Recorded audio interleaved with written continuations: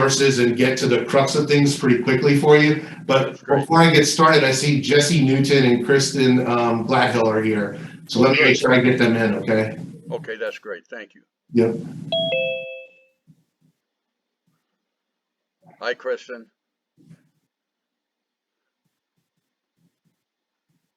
Still connecting. Yeah, and that Jesse's audio is coming, it looks like.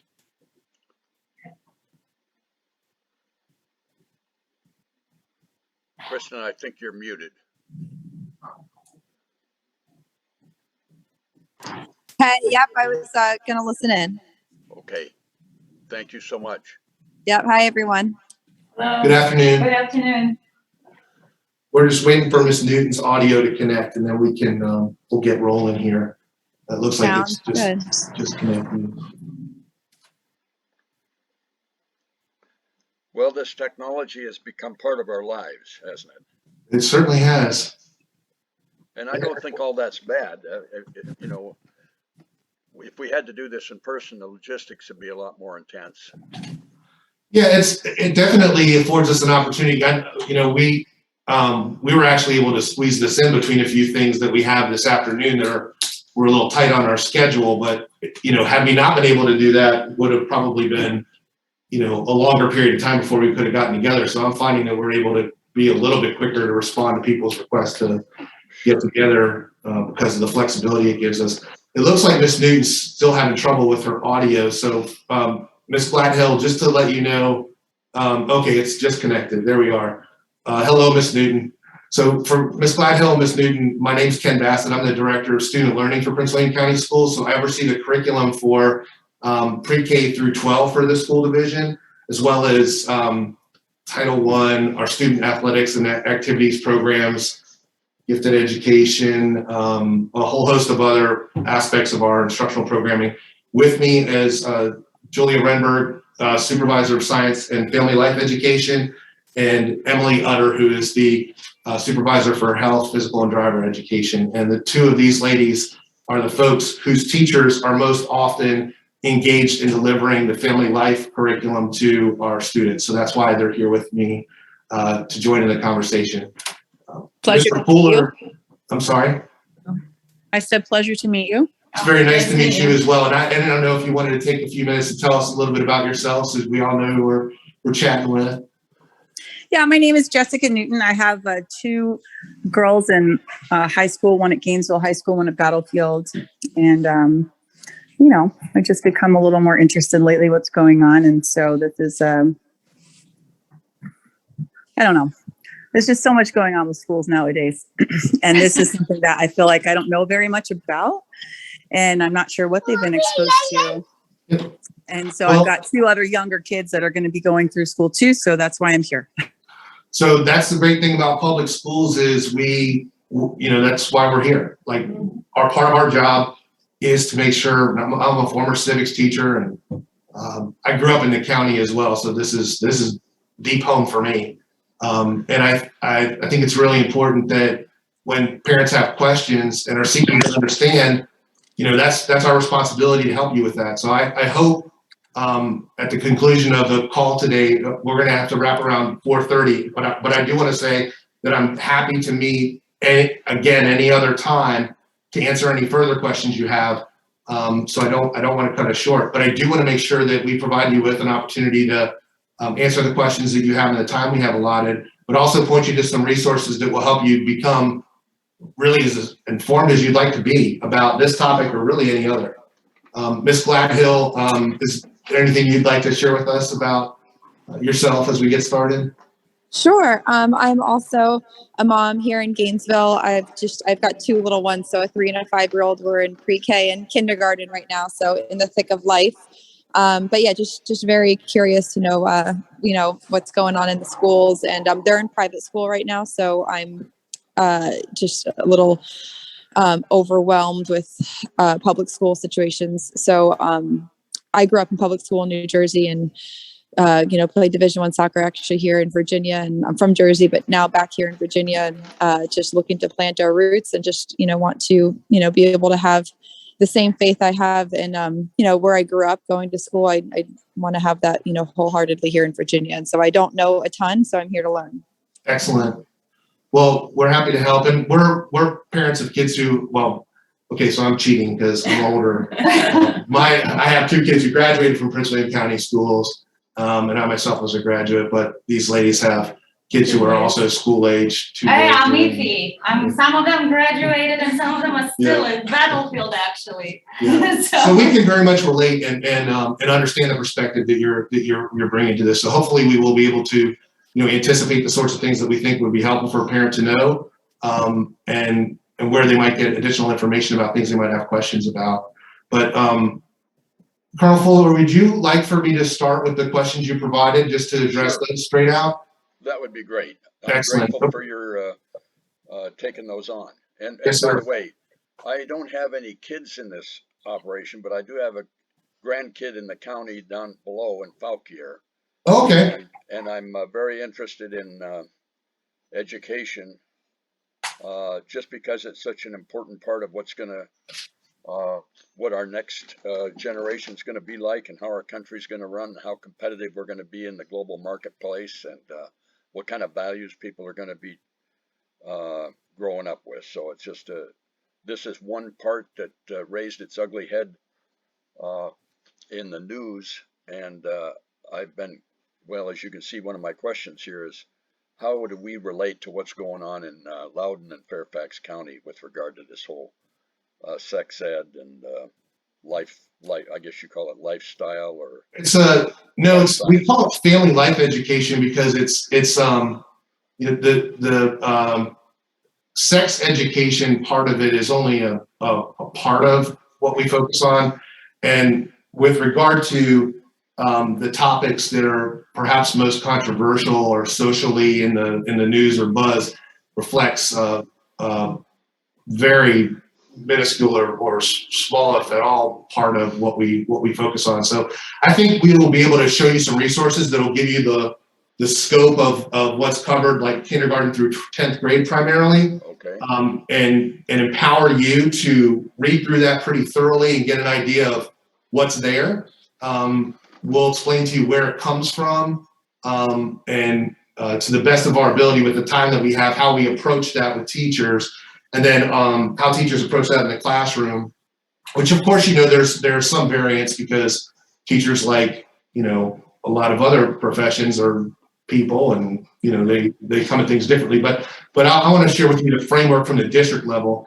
As far as Loudoun and Fairfax goes, I can tell you that we're very different systems. And you mentioned Fauquier. I mean, size-wise, organization-wise, the way that we communicate, the information that we have available, it's presented in different ways. I can't necessarily tell you that, in good faith, I don't think any of us can, that we have a strong understanding of what our peers and other divisions are doing relative to these specific topics. We could probably tell you some broad swath things, but it's fair to say that there could very well be substantial differences as well.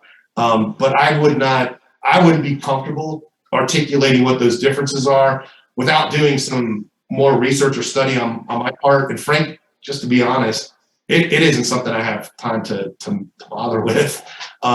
If there's someone's doing something that we think is outstanding and having a positive effect, we don't just live within our own bubble. But at the same time, I'm really proud of the work that our staff do, and I don't often feel like there's a tremendous need for us to do that, if that makes any sense. Yeah, thank you for that.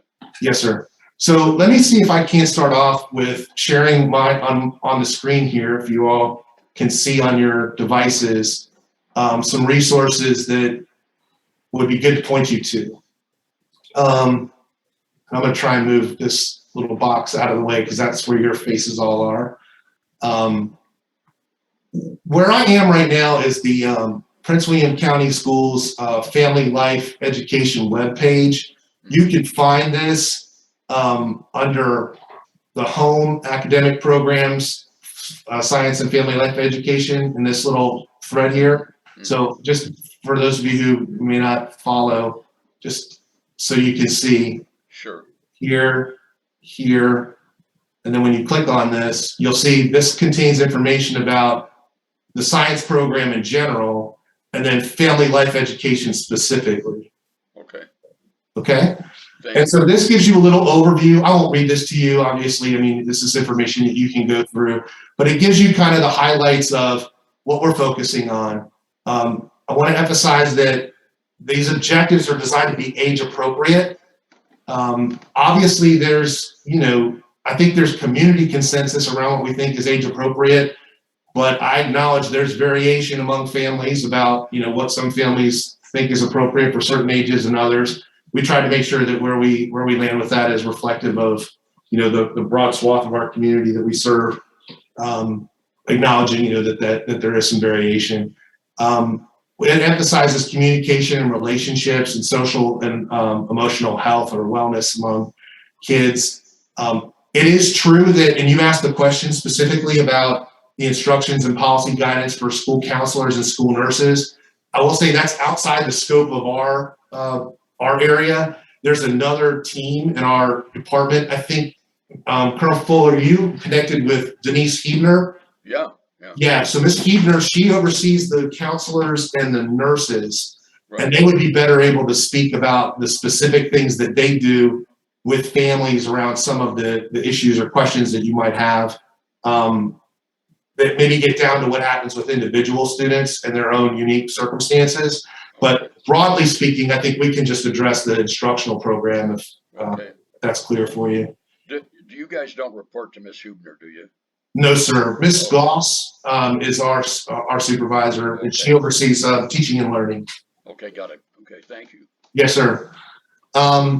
So Can I jump in? Sure. Just to add, in terms of family life education curriculum, it's always delivered by teachers. Okay. So the counselors and nurses may assist, but the burden falls on instructional staff. Okay. Yeah, thank you for pointing that out. Yeah.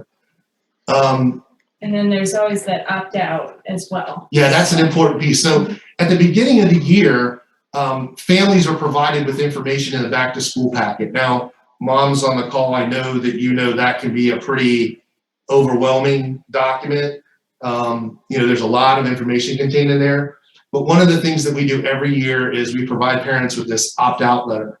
So what we encourage families to do is visit this page. So take a look at the objectives. So we try to be very transparent about this. No hidden agendas, no surprises. We want families to know these are the guidelines. We pulled these from the state of Virginia. I'll click on those for a moment to show you. Sure. And you can see, again, I won't read these to you, but I would strongly recommend that you would spend some time familiarizing yourself with this document, because this is the information that comes from, it's adapted for use in Prince William County from the state's guidance. Right. And so if there are things that you think, and this is true not just the family life curriculum, this is true for math, history, English, any of the subjects. If there are things that you as citizens feel are lacking in the standards that are used for instruction in the state of Virginia, or if you find that there are things that you think are just inaccurate, or distort something, I would strongly encourage you to reach out to folks at the state level at Virginia Department of Education to let them know. And every 7 years, each of these subject areas goes through a revision cycle, right? So right now we are just in the process of implementing new standards for science right now. And that means that we're in the process of getting new textbooks for science. We're in the process of getting new lessons together for science and new support materials. And prior to those being introduced to us to develop our curriculum from, there was a public comment period on those science standards that was announced in the state of Virginia, where anybody could submit concerns, questions, and suggestions, anything that they might have. And that's true for all of our subject areas. And I think a lot of parents miss the opportunity to engage in that process because it doesn't, it happens every 7 years. Maybe math is your thing and you're not as, worried about some of these other disciplines. So, you would maybe weigh in on that, but not something else. But I just wanted to make sure people understood that. Thank you.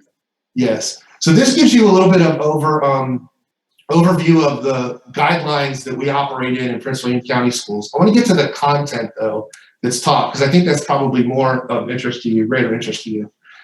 These folders here contain the objectives that are taught in elementary school, middle school, and high school. So I'll give you just a quick example for the elementary school, for example, like starting out in kindergarten. You know, what does this look like when they first begin? And again, the idea here is transparency. This is all open to the public. People can see what it is that kids are being, instructed. And this gives you the information about, the state standards and so forth, and a broad understanding of what we're looking at. So family living, personal safety,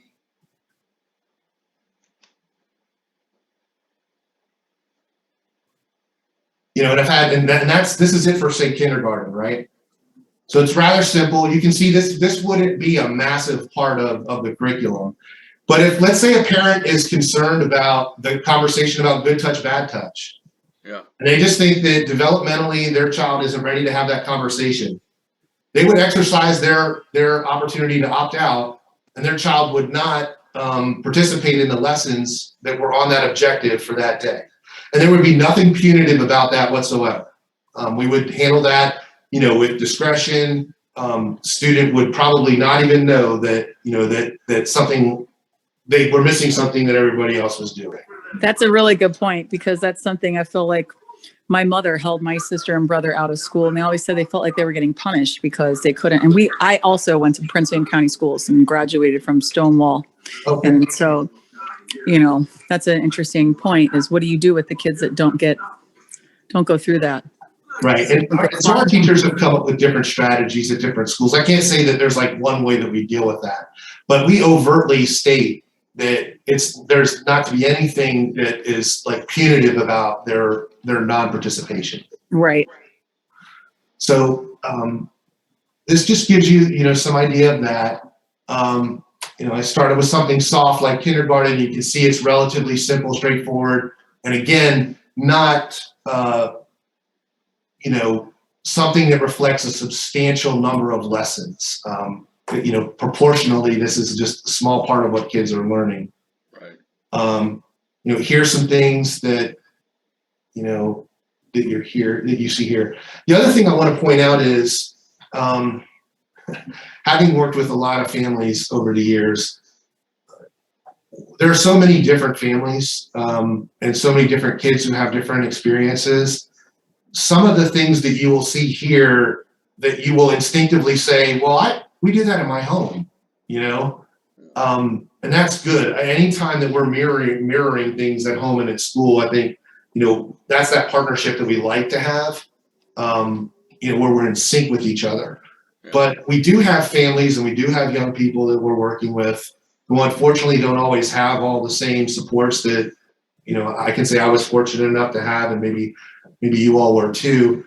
And some of this curriculum has led to students having conversations that in some cases were life-saving, like that good touch, bad touch conversation. I don't mean to be an alarmist, but I mean, if you live, really anywhere in Prince William County, because we've had them in Haymarket and Gainesville, human trafficking situations with very young people. And so some of the lessons that kids get exposed to in this curriculum have resulted in students reporting situations that have led to longer term positive outcomes for them.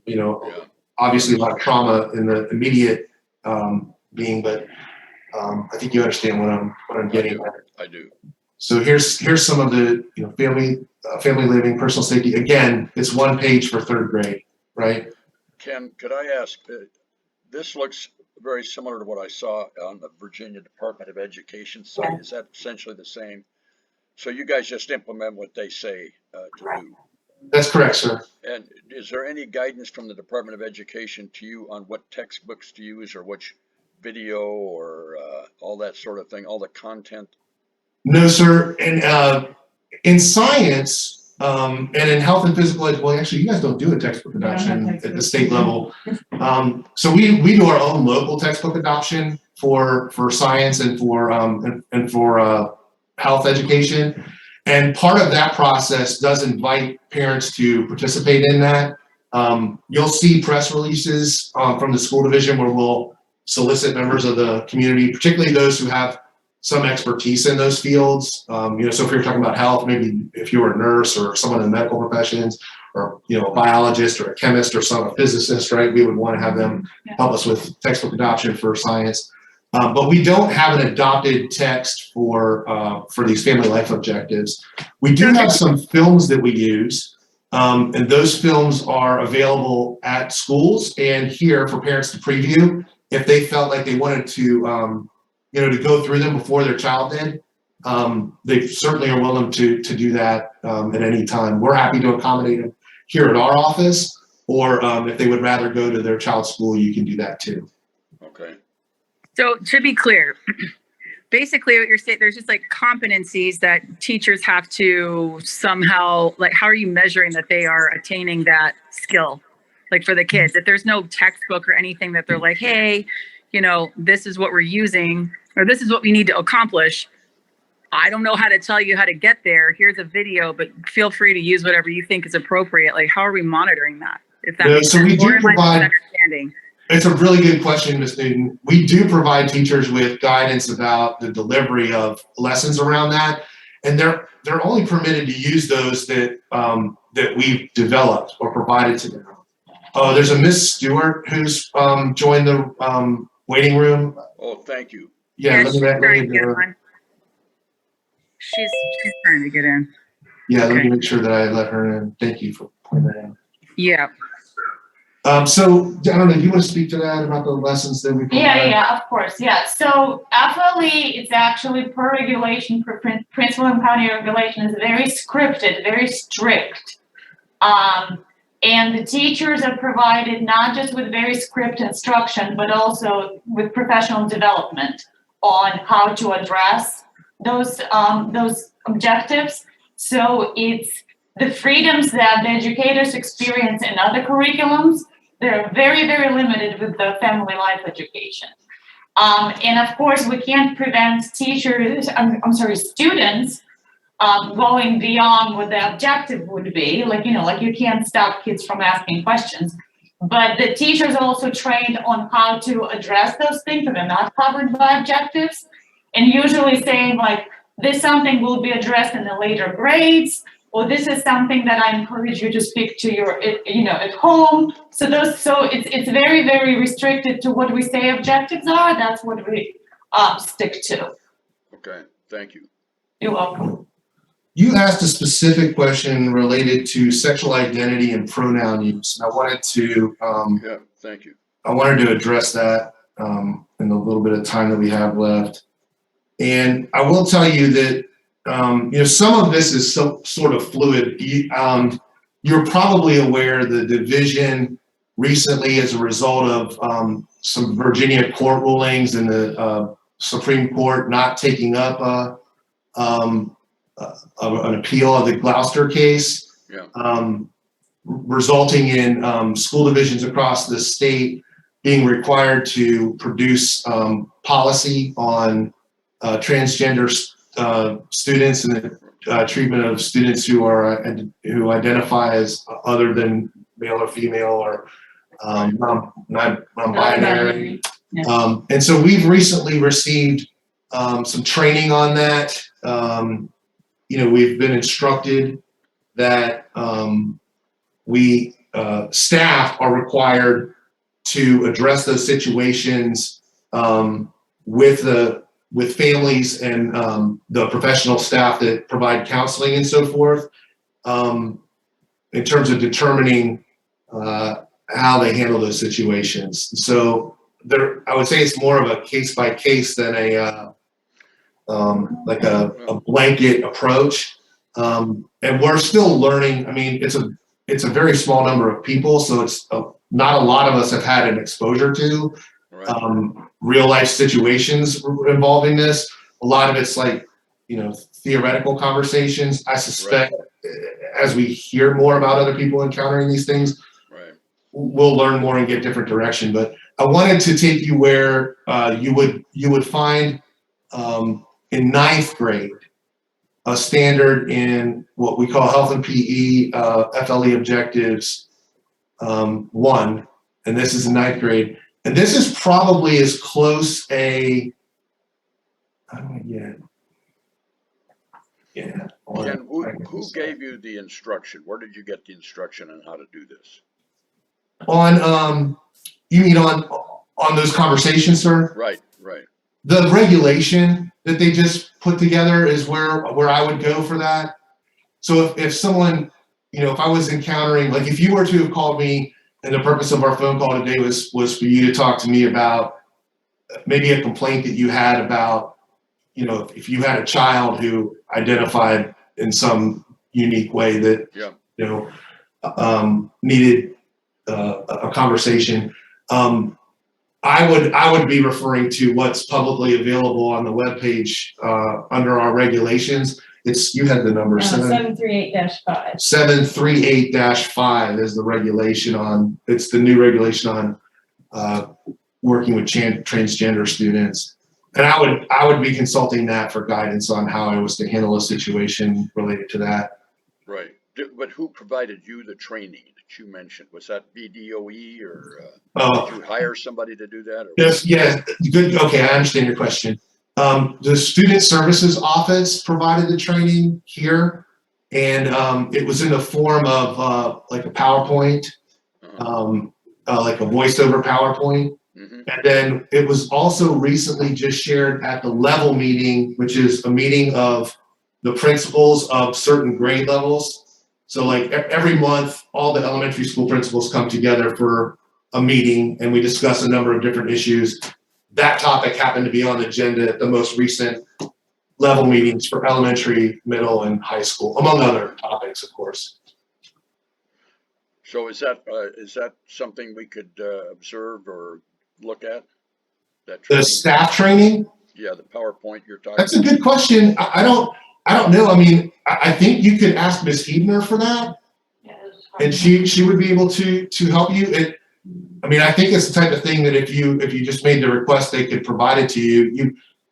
You know, if you had difficulty, you could go to our FOIA officer and request it. But I often find that when people have asked for things, you know, they haven't had to cite FOIA for me to turn stuff over. But those training materials are provided by that office, and I think that they could address that with you. Okay.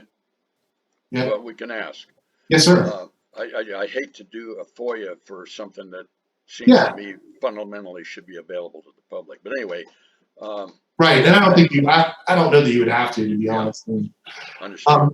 So we're up on time, but I did want to just address this area because you asked about it specifically. Right. The standard here, 9.3, this is about as close as we come in the instructional lane to the issue that you're talking about. This has to do with sexuality as an aspect of the total personality. Right. And you can read there, you know, what that is. Now, I will tell you, this is a place where, you know, teachers don't go deep here. They're not very comfortable here. We have resources that address this, but it's very generic or general, I would say. Yeah, I mean, the last sentence is basically sums it up. The emphasis is placed on respecting differences, and it goes hands in hand with conversation about bullying and, you know, respecting individuals and not using, you know, stereotyping as a reason for bullying. And, you know, that's basically where emphasis falls here. It does not go into great details on any of those topics. And as Mr. Bassett said, that even in the 9th grade, parents still have a right to submit opt-out form and say, this particular standard, I'm opting out my child out of this conversation. Mm-hmm. Correct, yeah. But you can see as you look, you know, this. I don't think you're sharing the screen, Ken. We can't. Oh, I'm terribly sorry. Thank you. Terribly sorry. No worries. Yeah. I thought it was me. No, it's me. It's the fog on my brain. It's coming. My apologies. Mr. Fuller and ladies, I'm really, really sorry, but I have 4:30 meeting and I'm already late to it. If there are any other questions will come up, I will be happy to join follow-up meetings, but I have to excuse myself. Okay, well, thank you for taking the time to help. us out Absolutely, here. yes. You have a good day, sir. Okay. And ladies too, I'm sorry, ladies. I didn't mean to. Oh, Sorry, this is the ninth grade curriculum I was referring to. This was the specific paragraph that Ms. Renberg was referencing, and that last sentence that she had mentioned here, that the emphasis being on respecting differences, and help. It's the adage about, it's in a public school, it belongs, the opportunity for learning belongs to everyone, and we don't exclude people or treat people, Right. differently because of who they are or that kind of Well, thing. I know you're running out of time, but this, you guys are in the business of science. This is where this is being taught from. And Yes, sir. I know you'll forgive me for being old fashioned, but I thought there were two sexes in general as a matter of more or less scientific fact for 99.99% of the population. So I am confused by the difference between sex and identity and how that stuff slides back and forth. In general, this isn't you and your program in particular, but I find it rather astonishing that we have to worry about what the biology teacher teaches in the morning and what you get from sex ed in the afternoon. yeah, this is the stuff that I don't remember growing up with, and this is what is just very confusing, concerning. Yeah. There was never like a day to show up and be, what you want to wake up and be that day was boys, the girls. I played soccer with the boys. I couldn't play football. It was just, this is all the very confusing things. And I'm just, when did this all become like, when did this become a thing? Interestingly enough, most of the standards for FLE have not changed since 1989 in Virginia.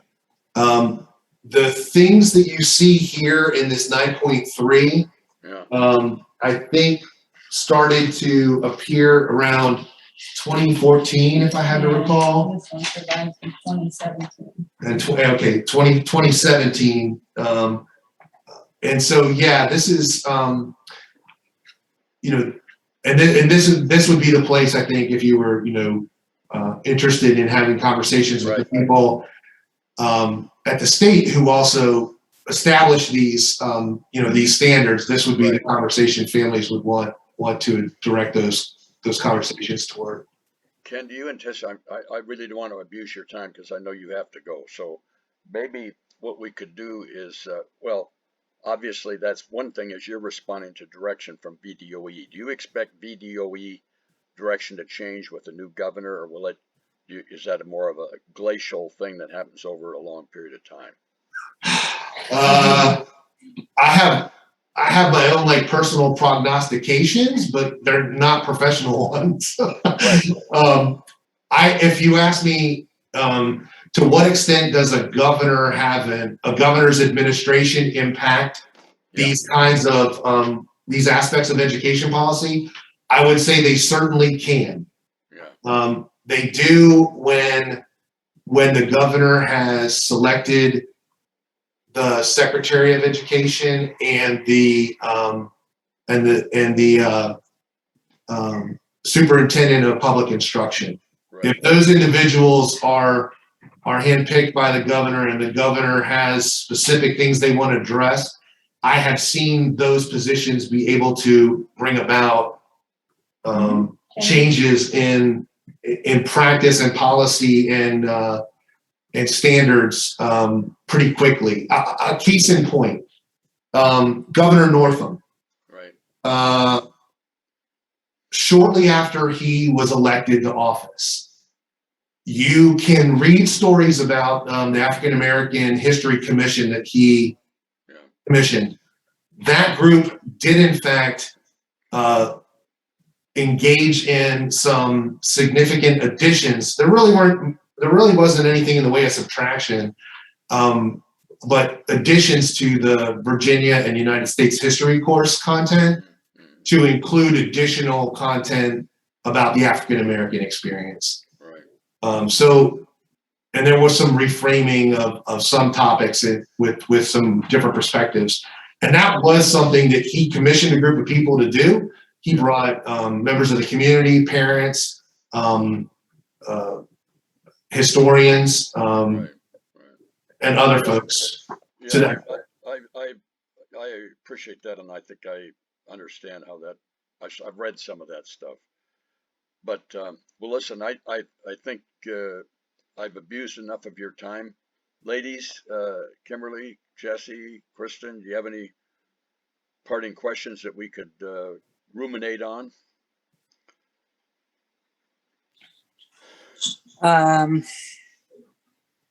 So I think you were saying that the science curriculum is up for change this year and is being changed right now, and this is under that.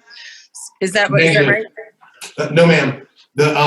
I was using that as an example of the 7-year cycle for revisions that we undergo. What's the cycle? Science standards already went through those revisions, and these family life objectives were not part of that. They were they're dealt with separately. Matter of fact, real quick, and then I really do need to go because I have to get to North Woodbridge by 5:30, and it's sometimes difficult in the traffic to do that. Sure. What's that? Yeah. Are they being looked at now? Mm-hmm. Oh, I didn't know that. Okay. So if I go to the Virginia Department of Ed on this landing page, usually I'm looking over here for SOLs. Oh, is it? Okay. Yeah. Sorry. Remove their pictures here. Yeah.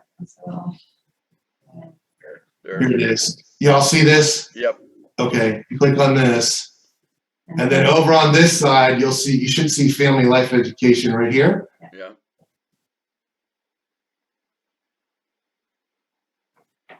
And these are the ones that were adopted in 2020. So they just recently went through their final revisions. Okay.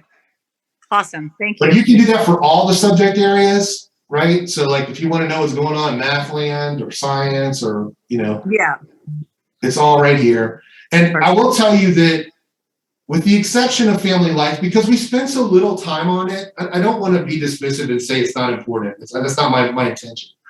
But it is such a small, you saw it's 1 or 2 pages. Yeah. When you compare that with the 400 pages that you might have in a history curriculum or an English curriculum, that's really where my staff spends their time enhancing what the state gives us, where we go well beyond what the state provides so that our kids get a really robust, high quality set of resources available to our teachers. But for the family life curriculum, it's more, we meet the standards required. I guess I put it like that. Is that right. fair? It just seems like, I think the reason we're a little concerned is just, it seems like the climate right now, this is like such a hot topic, and it just seems like it's kind of being pushed a lot, especially on our younger children. So that's sort of why we're like, okay, let's see what's going on. And we appreciate your time. No, anytime. And I would tell you, that's why it's really important for parents to be involved. Like, our schools belong to our communities. And so we need to hear from our communities about what people want. And thank you for acknowledging that. yeah, so I have a whole team of people on this floor that come into work every day to do that and serve. We serve in a different way. I was like Colonel Fuller. I served in the military, but certainly not anywhere near as long or as distinguished as he did. I was just a simple airman. But this is the people who are here. I can tell you, they have the same sentiment towards service that I recognized in my colleagues when I was in the military. They care about our community and our kids, and they want to know what our families are experiencing to get feedback to know, are we hitting the mark? Are you happy with the experience your kid's having? And if you're not, how can we do better? So I appreciate the opportunity to have this conversation today, and I would welcome any future conversations that you might want to have And please don't be hesitant to contact me. You see my name here on the screen. I'm the Director of Student Learning, and you can find me on our webpage at Student Learning. You know, I would tell you my inbox gets a ton of mail.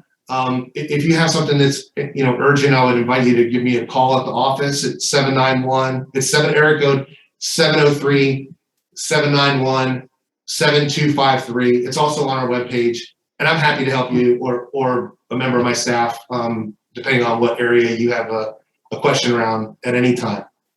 Well, thanks to all three of you. We'll study the stuff you gave us, I'm sure, and maybe if we have some questions, we'll try to organize them in a way that's you can go through them. And I'm just very grateful for your help.